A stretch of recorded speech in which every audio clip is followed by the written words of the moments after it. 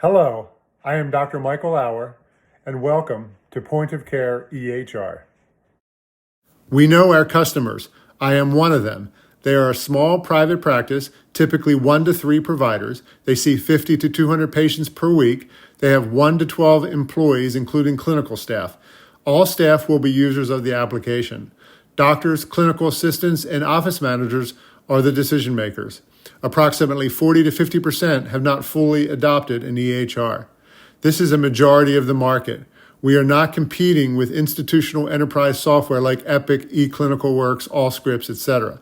The small medical specialist EHR software market is wide open. No single vendor dominates these specialties. Doctors' number one pain point is EHR documentation.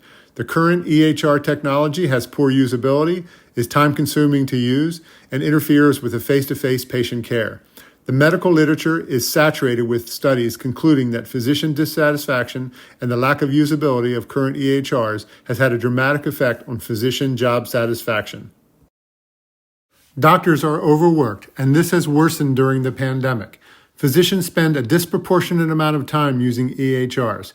They spend up to 43% of their time doing data entry versus only 28% of their time seeing patients. All of this leads to compromised patient care. Doctors have become glorified data entry clerks.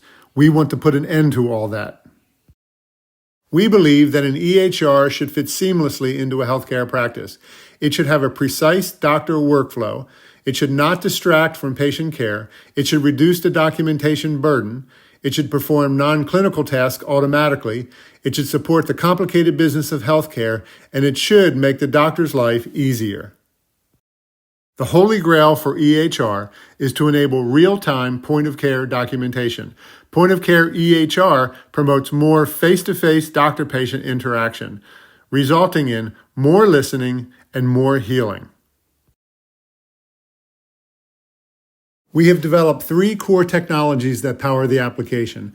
First, the entire chiropractic and physical therapy knowledge base has been compiled into a nested logic database that is customizable and parsed on the fly based on clinical input. This means that if a patient presents with neck pain and right arm radiculopathy, the doctor will automatically see a workflow with only neck-related examination procedures and diagnoses. This is a huge barrier to entry into our new touch-based EHR paradigm. Second, a clinical user interface that mimics restaurant-like point-of-service software, but ruthlessly minimizes typing, keystrokes, clicks, drop-downs, and page changes. We have been exact in our dedication to workflow, and we have mercilessly scrutinized and eliminated every unnecessary click. This creates our trailblazing new point-of-care user experience. Doctors will be able to face the patient and not the computer. And third, we have created a specific product line architecture where our core software is reusable and can be reconfigured with a plain English database of Excel spreadsheets in order to modify the functionality. And this can be leveraged into other medical specialties and commercial and industrial verticals. We are a cloud-based software as a service application. We will make money with our monthly subscriptions, and also we will have other revenue streams with in-app purchases and services. If selected, we intend to use the $50K to complete our MVP, pay our coders, designers, and artists, finish building the billing and clearinghouse integration sections, which will allow full customer utilization, and also to acquire and support our initial customers. Our planned milestones are to execute work sprints for the billing and clearinghouse integration, to finalize all UI formatting and artwork, to format clinical reports, to continue UI and UX testing, to further develop and commit to an actionable market plan prior to go live, and hopefully achieve our MVP and pre-sell and onboard our initial customers. Our founders are me, Dr. Michael Lauer. I am the CEO and Chief Medical Officer, and I conceived and developed the database that powers the application. Our other founder is Dan Teodosescu. He is the CIO, and he has created the technical architecture for the EHR system and is responsible for developing the software for the back end.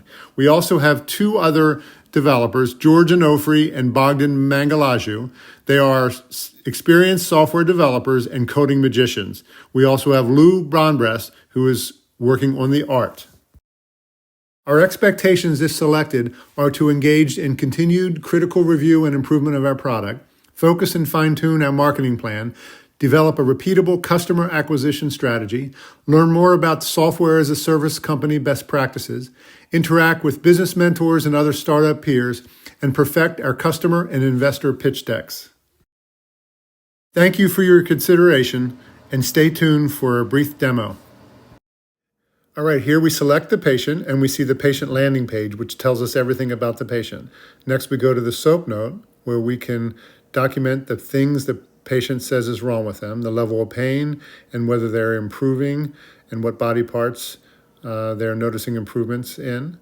We can also go to objective next, and in the objective, we can mark the things that we observe are improving and what treatments are working the best with the patient and whether they're being compliant with the visits. Also, if we were to do an exam, here is a cervical range of motion exam. In just a few short clicks, we can pick the range of motion and the amount of pain or stiffness that a patient has.